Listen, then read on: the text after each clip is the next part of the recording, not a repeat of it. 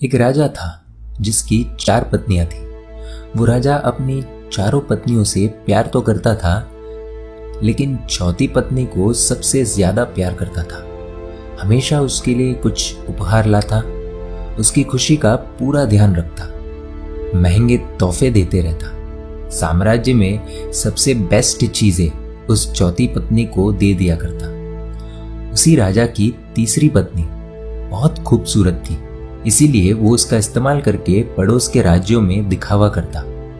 वो उससे सिर्फ इसलिए प्यार करता था क्योंकि उसकी मदद से वो पड़ोस के राज्यों के राजाओं को जलाता रहता था।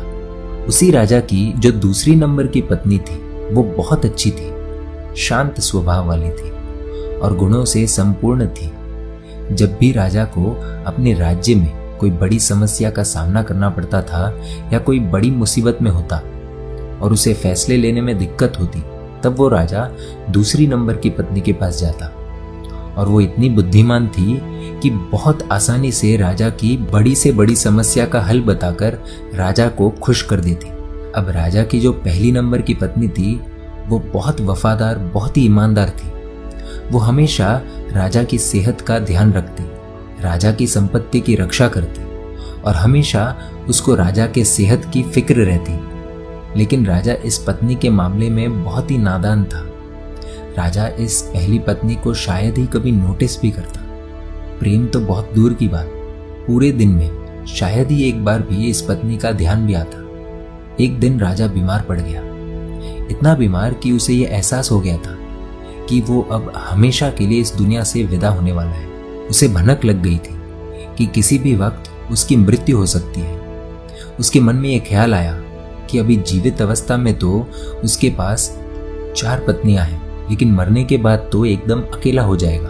उसने अपनी चौथी नंबर की पत्नी को बुलाया और पूछा कि मैंने तुम्हें सबसे ज्यादा प्यार दिया, अब मैं मरने वाला हूं, तो क्या तुम मेरे साथ आ सकती हो और मृत्यु के बाद भी मेरे साथ रह सकती हो?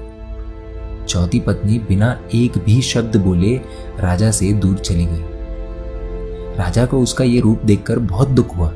उसने अब सोचा कि वक्त बर्बाद करने से कोई मतलब नहीं है, इसीलिए जल्दी से उसने अपनी तीसरी पत्नी को बुलाया और वही सवाल दोहराया कि क्या तुम मेरे साथ मर सकती हो और मृत्यु के बाद तुम मेरे साथ रह सकती हो?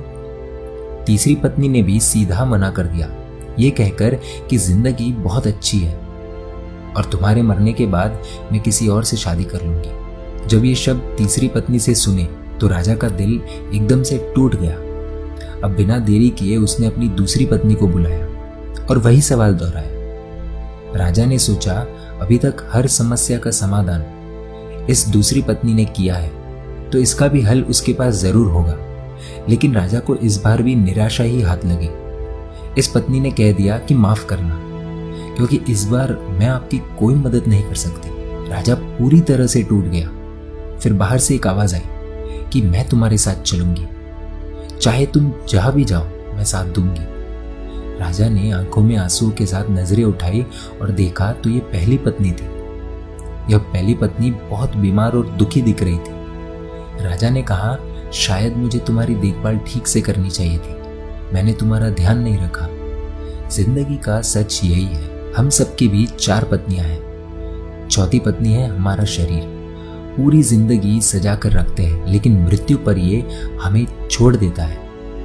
तीसरी पत्नी है हमारी संपत्ति और हमारा पद, जब हम मरेंगे तो ये सब किसी और के पास चला जाएगा।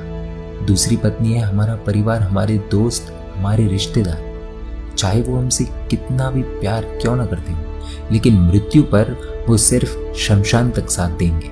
और अंत में हमारी पहली पत्नी है हमारी आत्मा।